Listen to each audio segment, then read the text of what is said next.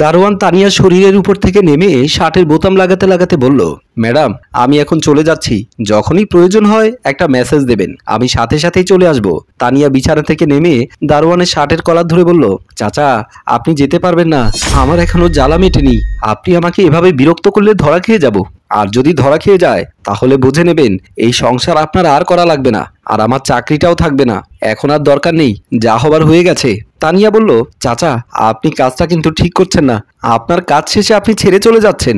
বলেই আবারও বিছানায় নিতে চাইলে চাচা বলল, আমাকে কিছু খেতে দেন, শরীরে যেন এনার্জি আসে, এই অবস্থায় আমি আর পারবো না। তানিয়া বলল, ঠিক আছে আপনি এখানে বসেন, আমি আপনার জন্য দুধ কলা নিয়ে আসছি। বলেই কিচেনে গেল। সাগর বাহির থেকে গেটে প্রবেশ করবে, কিন্তু দারোয়ানকে কোথাও দেখলো না। এদিক ওদিক তাকাতেই সামনে পড়ল উপরের বাসার আমেনা আন্টি। আমেনা আন্টি বলল, বাবা তুমি এদিক ওদিক কি তাকাচ্ছ, কাউকে কি খুঁজছো? সাগর বলল, আন্টি আমি প্রতিদিন গেটে প্রবেশ করলে দারোয়ান চাচাকে পাই না, সিঁড়ি দিয়ে যখন উপরে উঠি তখন নিচে নামতে দেখি, কোথায় গেছে জিজ্ঞেস করলে এক এক দিন এক একটা অজুহাত দেখায়।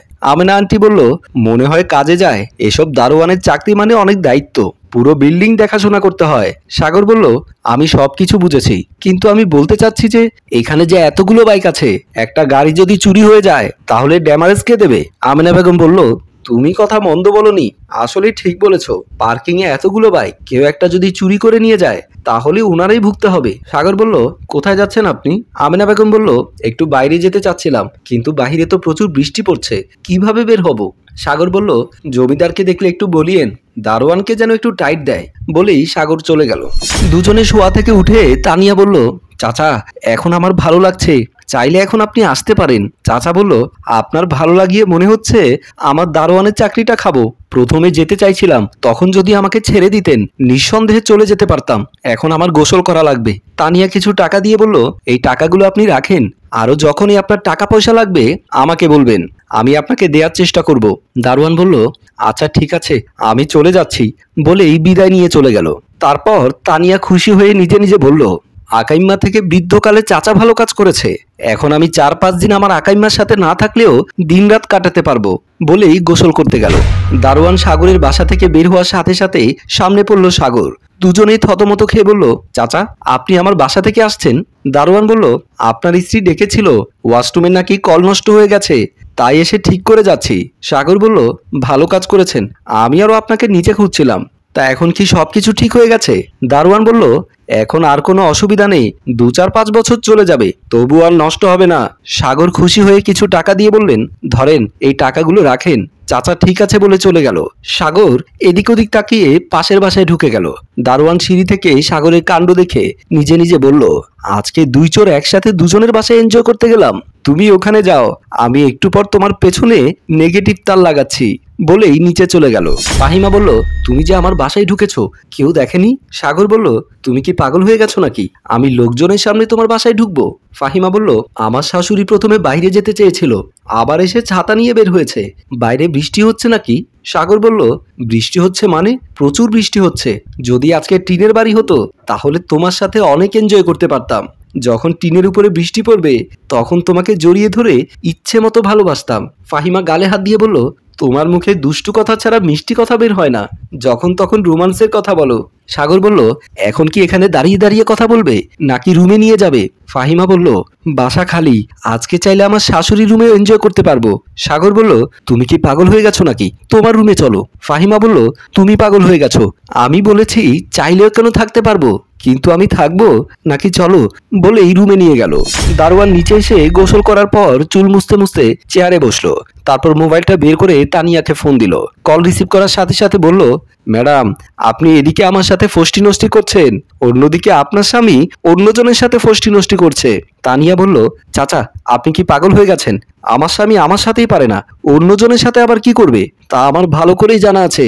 দারোয়ান বলল, আমার কথা তো আপনি বিশ্বাস করবেন না কখনো, কারণ আমি অবিশ্বাসের কাজ করেছি আপনার সাথে।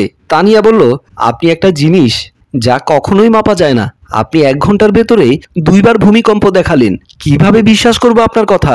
দারোয়ান বলল, আমার সাথে মজা না করে তাড়াতাড়ি পাশের বাসায় যান, আমার মনে হচ্ছে রিয়ান স্যারের স্ত্রীর সাথে আপনার স্বামী রোমান্স করছে। তানিয়া রেগে গিয়ে বলল, কি বলছেন আপনি, আমি এক্ষুনি ওখানে যাচ্ছি। বলেই ফোন কেটে দিল। তারপর দারোয়ান খুশি হয়ে নিজে নিজে বলল, বাবা শ্যাম্পু লাগা, চলবে এবার খেলা। তানিয়া দারোয়ানের কথা বিশ্বাস না করে পাশের বাসার আন্টিকে কল দিয়ে বলল, আন্টি আপনি কোথায় আছেন, বাসায় নাকি বাহিরে? উত্তরে আমেনা আন্টি বলল, আমি একটু বাইরে এসেছি। কোনো জরুরি কাজে কল দিয়েছো নাকি? কিছু প্রয়োজন হলে বাসায় গিয়ে নিয়ে আসতে পারবে। তানিয়া বলল, তেমন জরুরি কিছু না। আপনার ছেলে রিয়ান কোথায়? আমেনা খালা বলল, রাতে আসবে মনে হয়, তোমার স্বামীও অফিসে। যদি ভালো না লাগে আমার বউয়ের সাথে আড্ডা দিতে পারো। তানিয়া বলল, আচ্ছা ঠিক আছে আন্টি, রাখছি, পরে কথা হবে বলেই ফোন কেটে দিয়ে পাশের বাসায় গেল। ফাহিমা সাগরকে বলল, তুমি আসলে ভালো একজন স্বামী, যার কোনো তুলনাই হয় না। তোমাকে কাছাকাছি না দেখলে এখনো বুঝতেই পারতাম না তোমার চরিত্র কেমন।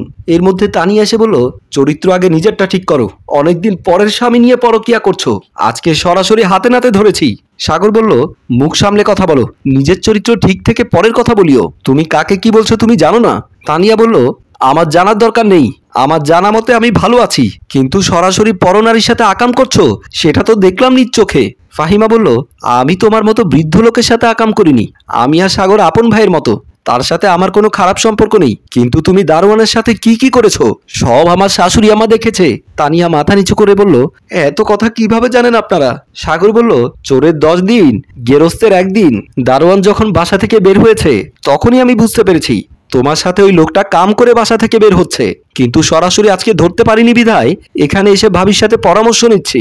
তানিয়া বলল, আমাকে ক্ষমা করে দাও, আমার ভুল হয়ে গেছে, বুঝতে পারিনি তোমরা যে এসব কথা জানো। আমি ওই লোকটার সাথে আকাম করেছি একটা কারণে, তোমাকে শাসন করব বলে, কিন্তু আমি বৃদ্ধ লোকের প্রেমে পড়ে গিয়েছি কখন আমি নিজেও জানি না, প্লিজ আমাকে ক্ষমা দৃষ্টিতে দেখো।